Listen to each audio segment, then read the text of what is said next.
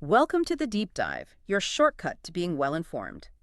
Today we're diving into a moment in history that feels almost impossibly grand, like something staged. Think about this.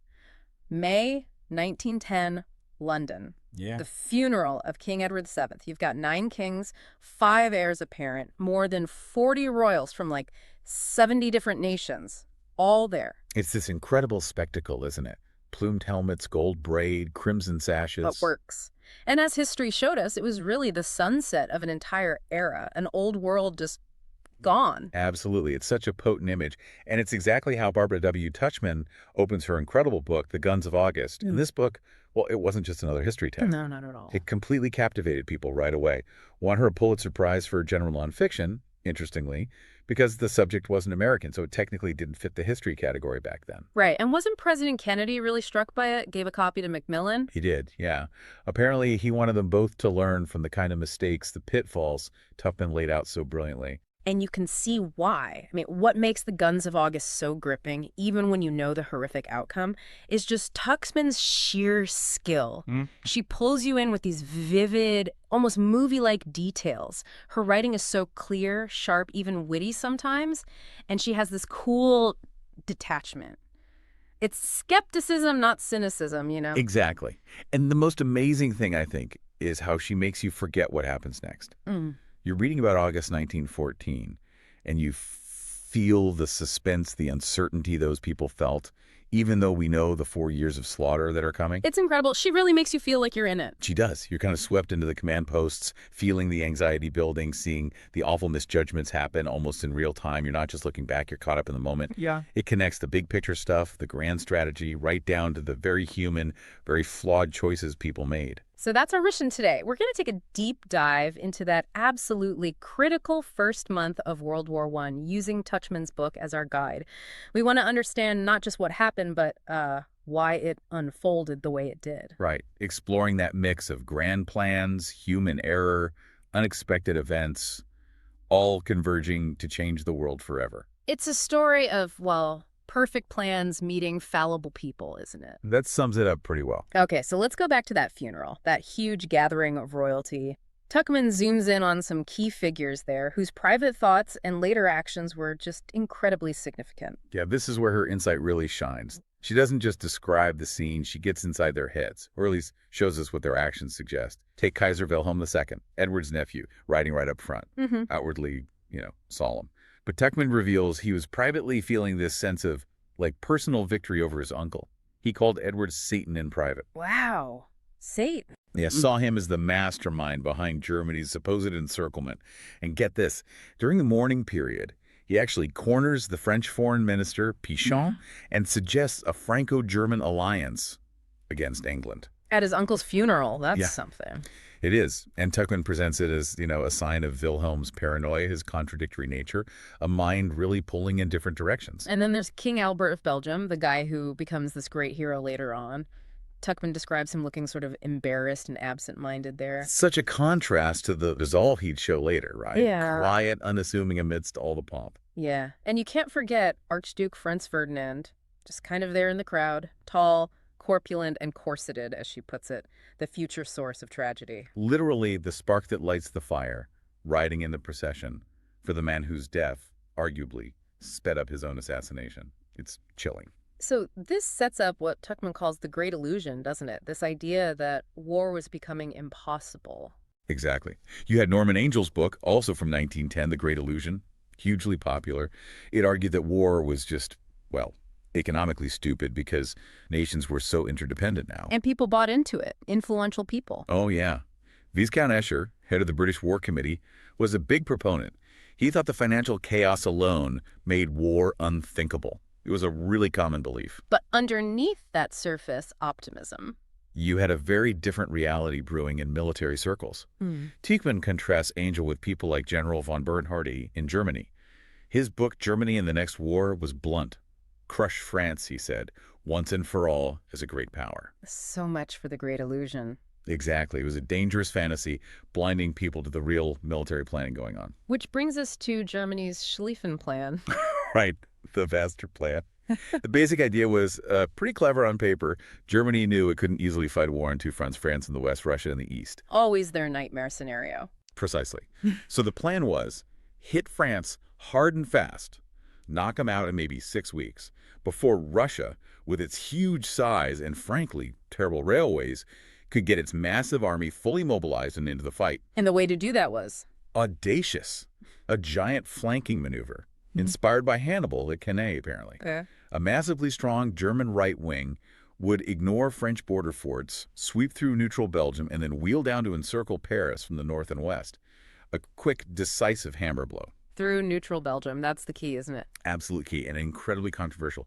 The German general staff just deemed it a military necessity. International law, treaties, Belgian sovereignty.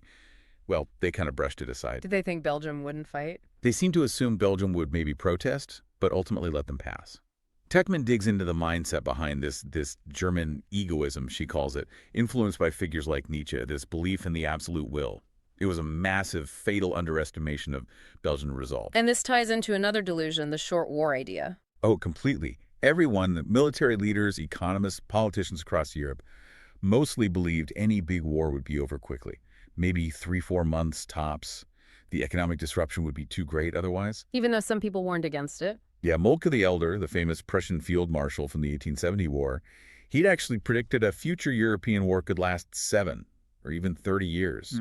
But that warning was totally forgotten. And his nephew, Moltke the Younger, who was chief of staff in 1914. Even he had moments where he foresaw a long, wearisome struggle.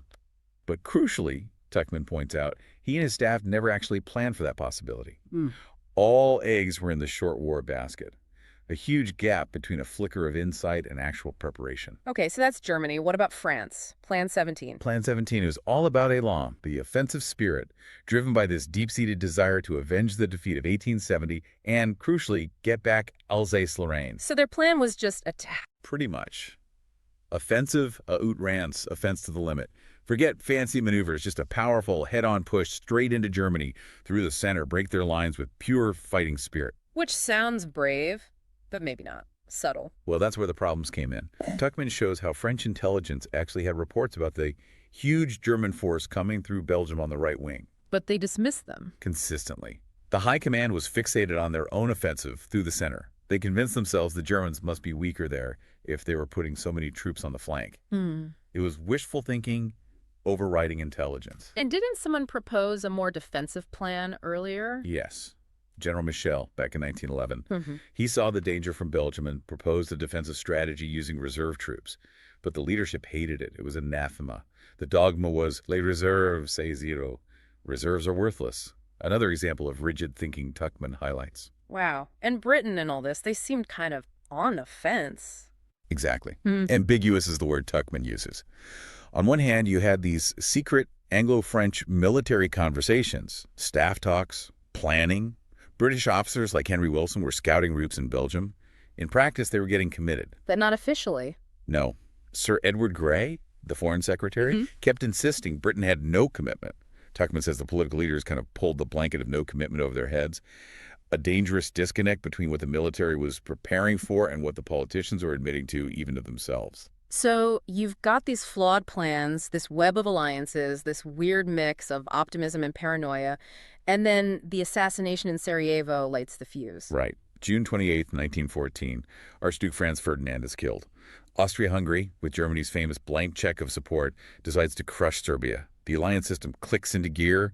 Russia backs Serbia, Germany backs Austria, France backs Russia. And it all starts rolling almost automatically. It does. Tuchman describes it as this almost mechanical process, an unstoppable momentum building. But one man, King Albert of Belgium, throws a wrench in the German machine. Tell us about him. Tuchman seems quite impressed by him. She does. He wasn't the expected heir, became king after his brother died. She paints him as this really impressive figure. Huge energy, both physical and intellectual. He was into everything. Flying, mountaineering, reading constantly, cultivated a sort of bohemian royalty, less fuss, more substance. And he wasn't intimidated by the Germans. Not at all. Moltke had apparently been quite condescending to the Belgian military attaché a year earlier, basically assuming Belgium would just roll over. But Albert was clear. If invaded, Belgium would fight with the utmost energy. So when the German ultimatum arrived on August 2nd, Hmm. demanding passage for their troops, The Belgian Council met, Albert presiding. They knew refusing meant devastation. But the decision, Tuchman stresses, was unanimous. They chose to defend their neutrality. The answer was simply no. a huge moral stand. Absolutely. And it led directly to the German policy of schreckliche frightfulness, or terror, in Belgium. How did that play out? Well, the invasion began August 4th. They immediately hit surprisingly tough resistance, especially at the forts around Liège. This slowed them down, cost them time and men they couldn't afford, according to the plan. And their response? Systematic terror, pre-planned stuff. They had printed proclamations ready, threatening villages with collective punishment if any civilians resisted. Mass executions, burning towns. Tuchman details this chillingly. And the first Zeppelin bombing raid happened over Liège. 13 bombs, 9 people killed. A terrifying new kind of warfare from the air. The world must have been horrified. Completely. Things like the burning of the ancient library at Louvain, the Germans claimed snipers fired from it, and massacres in towns like Tamins. Tuchman mentions the cemetery there, 384 graves marked shot by the Germans. These stories got out, thanks partly to American journalists like Richard Harding Davis. That image of the rag doll. Yeah, lying on the road with his head squashed flat. It became this powerful symbol of Belgium's suffering. What was the German justification for this brutality? Their military doctrine, the Kriegsbrauch, basically said civilian resistance was illegitimate, disorderly. It justified destroying the enemy's total material and intellectual resources. This approach, Tuchman argues, backfired terribly. It hardened Allied resolve and led to the Pact of London in early September, where Britain, France, and Russia formally agreed not to make a separate peace. Well, all this is happening on land. There's an incredible drama at sea, too, isn't there? The Goeben. Oh, the Goeben. What a story. This German battlecruiser was in the Mediterranean. Its mission was supposed to be attacking French troop transports coming from North Africa. But its boilers were shot and needed urgent repairs back in Austria's port, Pola. So it was vulnerable. Very. And Admiral Suchet, his commander, knew the British and French navies were closing in. He made this incredibly daring dash eastward. First, though, he needed coal. He tried Italy. Italy was part of the Triple Alliance with Germany and Austria then, right? Technically, yes. But they refused him coal.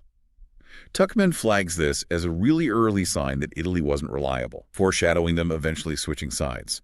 So Suchet, desperate, actually bombarded 2 French ports in Algeria, Philippeville, and Bonin, flying a Russian flag. Seriously? Under a false flag? Yep. Perfectly acceptable deception under the Kriegsbrauch rules, apparently. Maximum confusion. And the British Navy, where were they? Agonizingly close. Tuchman calls it the tortures of Tantalus. They cited the Goeben multiple times.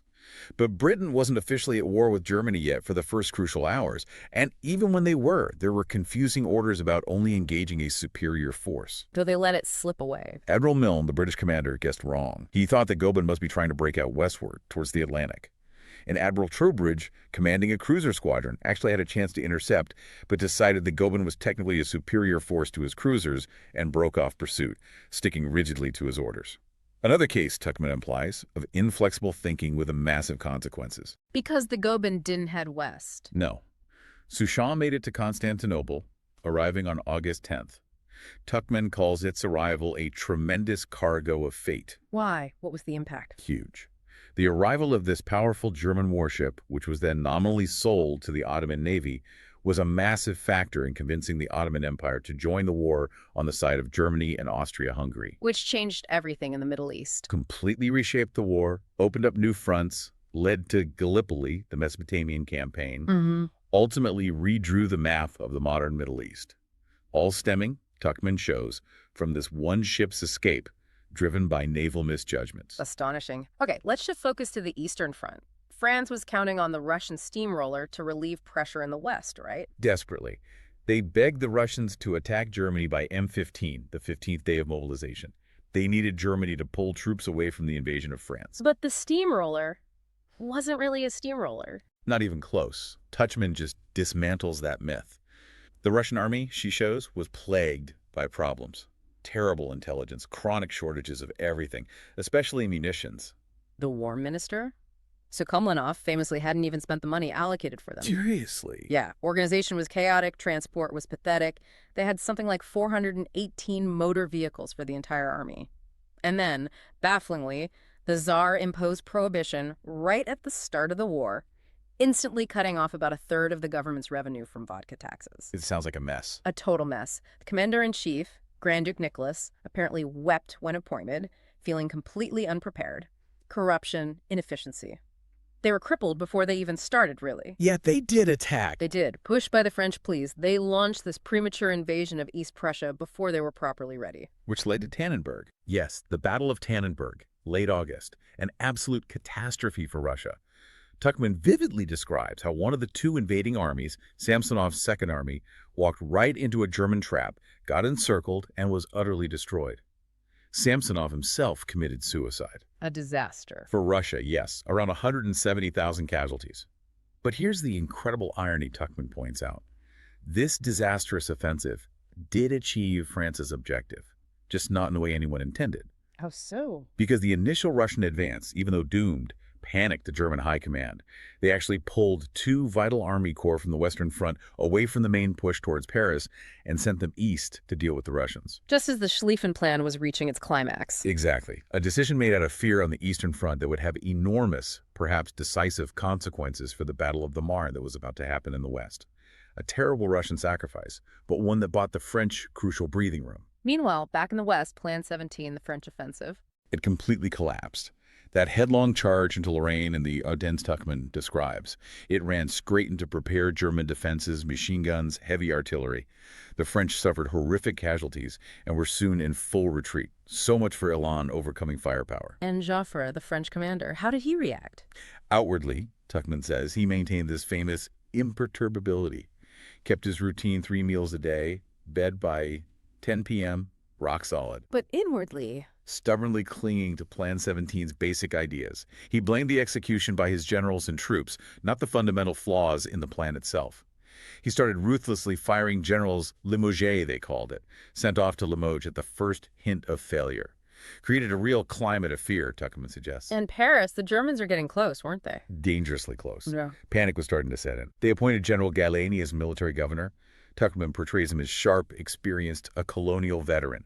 He immediately saw the city's defenses were totally inadequate. And the government? They bolted. Made a strategic, if rather inglorious, as Tuchman calls it, evacuation to Bordeaux on September 2nd, left Gallieni pretty much holding the bag in Paris, a city Joffre had earlier dismissed as unimportant. What does Paris matter? Incredible. And didn't the Germans actually bomb Paris around then? They did. The first air raid. A German Taube aircraft flew over, dropped a few small bombs and leaflets demanding surrender. More psychologically terrifying than physically damaging, but it definitely added to the anxiety. Okay, so the French are retreating, the government's fled, the Germans are advancing. It looks bad. But then comes a critical German mistake. Yes. General von Kluck, commanding the German First Army on the Saar right wing, the hammerhead of the Schlieffen Plan. He got, well, overconfident. Tuchman suggests he believed the French were basically beaten, shattered. So what'd he do? He disregarded explicit orders from Moltke, the overall commander, to stay in line and echelon with the army next to him, protecting the flank as they advanced south. Instead, he made this fateful decision to wheel inward, southeast, before he'd pass Paris, to chase after the retreating French Fifth Army more directly, hoping for the final knockout blow. He crucially underestimated the threat from the Paris garrison on his now exposed right flank, and underestimated the French ability to recover and reorganize. Classic hubris, Tuchman implies. And someone noticed this mistake. Gallieni did. From aircraft reconnaissance reports coming into Paris, he saw Kluck's army turning, exposing its flank to Paris. He instantly grasped the opportunity. This was it, the chance for a counterattack. But Joffre was still retreating. Yes. The general plan was still to fall back further, maybe behind the Seine River. Gallieni had to push hard, relentlessly urging Joffre to stop the retreat and authorize an immediate combined offensive. Attack Kluck's flank with the forces in Paris-Monnery's newly formed Sixth Army and coordinate with the British Expeditionary Force. Tuchman really paints Gallieni as the man of the hour here. Absolutely. Clear-sighted, decisive, persistent. He saw the chance when others were focused on the retreat. And this is where the famous taxis come in. Exactly. The taxes of the Marne. To get troops quickly from Paris out to the flank where Monnery was attacking, Gallieni requisitioned hundreds of Paris taxis.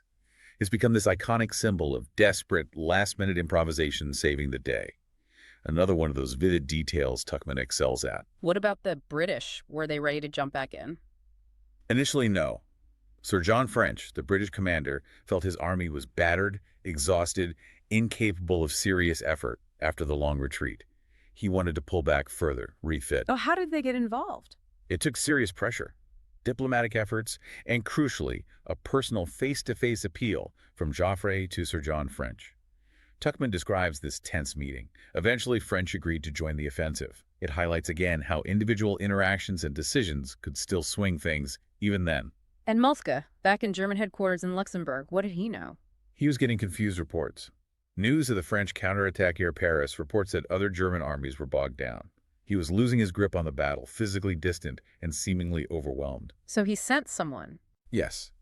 In an extraordinary move, he sent a staff officer, Lieutenant Colonel Hensch, out to the front lines with plenary powers, basically. The authority to order retreats on Moltke's behalf, if necessary. A sign of desperation and lost control. And Hensch ordered Kluck to retreat. Yes. Hensch, assessing the situation on the ground, particularly the gap opening between Kluck's army and the next one over, ordered Kluck's First Army and Bülow's Second Army to fall back north of the Marne River. For Kluck, that must have been devastating. Tuchman captures his bitterness. They were so close, victory seemed within grasp, the Schlieffen timetable still just about on track. Pulling back now. It clearly wasn't, as he put it, a prelude to victory. It was the beginning of the end for the great plan, the unraveling. It really lays bare that awful gulf between perfect plans and fallible men that Tuchman talks about. Exactly. But that sets the stage perfectly for the Battle of the Marne. A battle born out of, well, a desperate gamble by Gallieni, staggering overconfidence from Kluck, and a whole series of miscalculations and unexpected turns. It absolutely does. And it brings us back to Tuchman's central theme, doesn't it? How these seemingly brilliant plans, these monarchs and generals, essentially blundered their way into a horrific war that arguably none of them truly wanted in the form it took. Like a Greek tragedy, as she puts it. That sense of grim irreversibility once things were set in motion. Precisely. And those decisions, those mistakes, those moments of chance, in just that 1 month, August 1914 especially, the universal failure to plan for a long war, basically locked everyone into 4 years of unimaginable slaughter. It changed everything. So the final thought for you listening today, perhaps drawn from Tuchman's work? If these meticulous plans, devised by the supposed best minds of the time, could fall apart so dramatically, so quickly, leading to a catastrophe nobody really foresaw, well, how confident can we be about our own carefully laid plans for the future? How immune are they really to human error, to unexpected events, to sheer chance? It's a sobering question, isn't it? Definitely something Tuchman leaves you thinking about long after you finish the book. Indeed. Thank you for joining us on this deep dive.